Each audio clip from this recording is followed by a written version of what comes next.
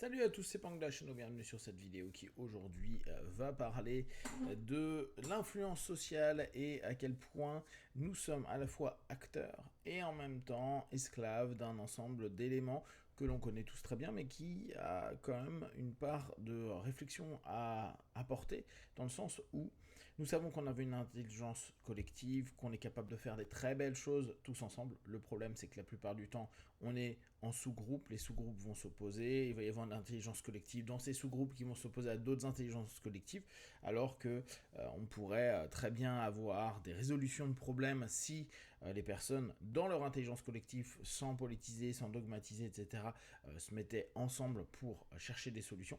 Ce qui est assez quand même étrange, c'est que on sait qu'on a ce potentiel-là, on a aujourd'hui les outils qui le permettent, on a le net tout simplement, et on a des spécialistes dans tous les pays avec plein de cultures différentes, mais qui restent pourtant sur des sujets, des experts. Et il est assez intéressant de voir que il y a des solutions qui ne sont pas cherchées, il y a des solutions qui ne sont pas trouvées, il n'y a pas de consensus qui est mis en place, alors que factuellement, on sait très bien que si on enlève beaucoup d'aspects politiques, c'est-à-dire l'influence potentielle que peut avoir un pays sur une réponse donnée ou sur une solution apportée, et donc son influence au niveau majeur international, donc au niveau économique, il y a des blocages qui se font autour de ça, à la place de laisser la notion purement intelligence collective fonctionner.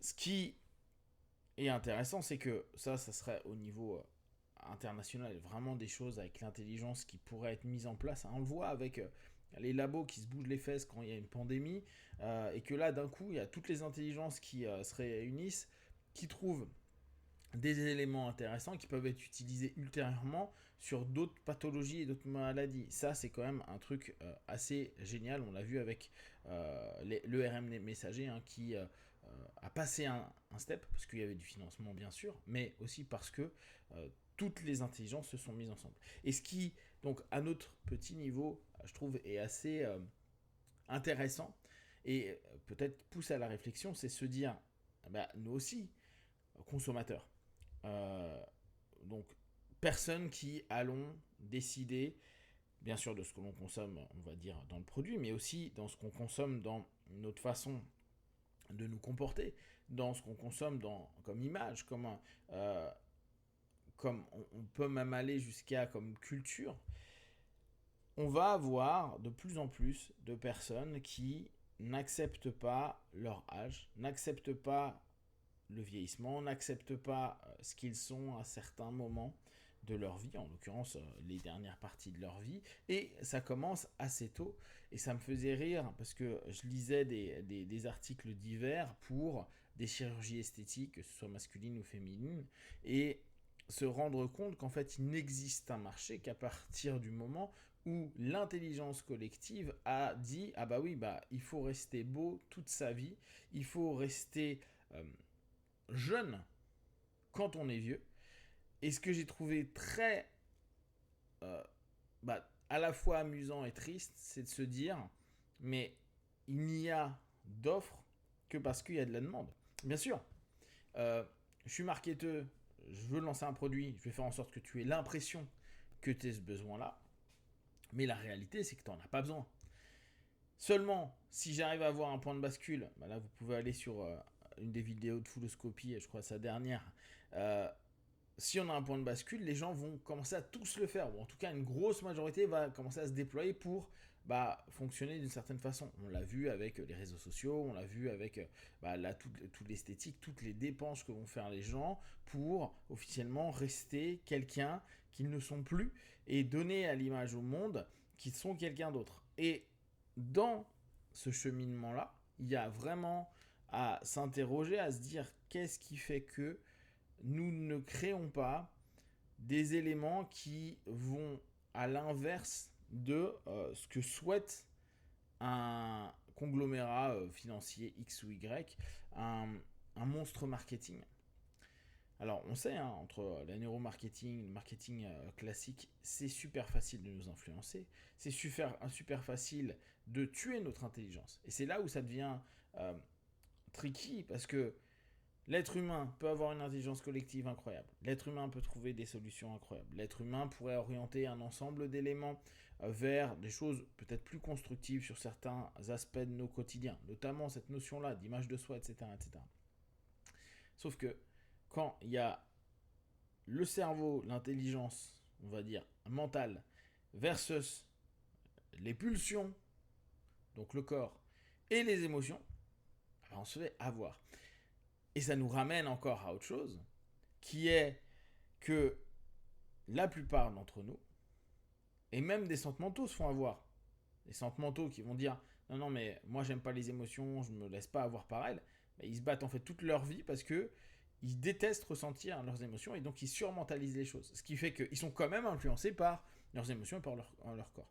Alors qu'importe nos centres, on est toujours influencé par notre corps, nos émotions, bien sûr notre mental, mais malheureusement le mental et notre intelligence personnelle et collective, eh ben, elle fait pas grand chose par rapport à la capacité qu'ont, avec une intelligence collective, un groupe à nous faire adhérer à des fonctionnements. Alors ça, bien sûr, là je vous parle de marketing, mais ça peut être idéologique, ça peut être religieux, ça peut être politique.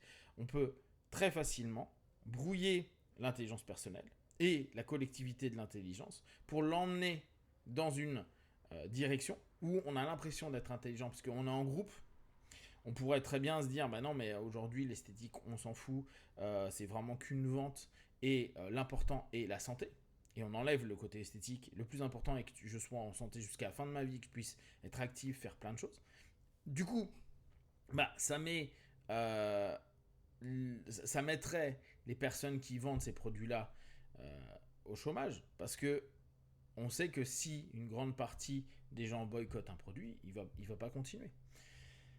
Seulement, et c'est ça qui est génial, dans l'orientation marketing, on arrive à trouver un point de bascule, trouver un certain nombre de personnes qui influencent les autres, et les autres vont se dire c'est ce qu'il me faut, je dois être comme ça pour être dans la norme. Et on sait pourquoi on est dans la norme. Hein. Là encore, c'est pas très très intellectuel. Hein. On est dans la norme parce qu'on a peur du rejet. Si on a peur du rejet, on a peur de l'isolement. Si on a peur de l'isolement, on est en danger. Donc on n'est pas en sécurité. C'est parce qu'il y a des gens intelligents, collectifs, qui ont décidé d'emmener vers une orientation politique, marketing ou idéologique quelconque, qu'on se retrouve dans un ensemble de réponses personnelles et de groupes qui n'est pas adapté et qui rend les gens malheureux, pas bien, stressés. Combien de personnes n'arrivent pas à accepter ce qu'ils sont au bout d'un moment parce que les réseaux, parce que les images, parce que ce qui est diffusé, parce que ce qui est vendu, les publicités et autres, vont toujours ramener à je suis pas assez bon pour le collectif, pour être comme le collectif. Et c'est souvent l'émotionnel. Parce que facilement, vous pouvez tous vous dire là, en regardant la vidéo, non mais moi je suis pas influencé par telle et telle chose. On est tous influencés.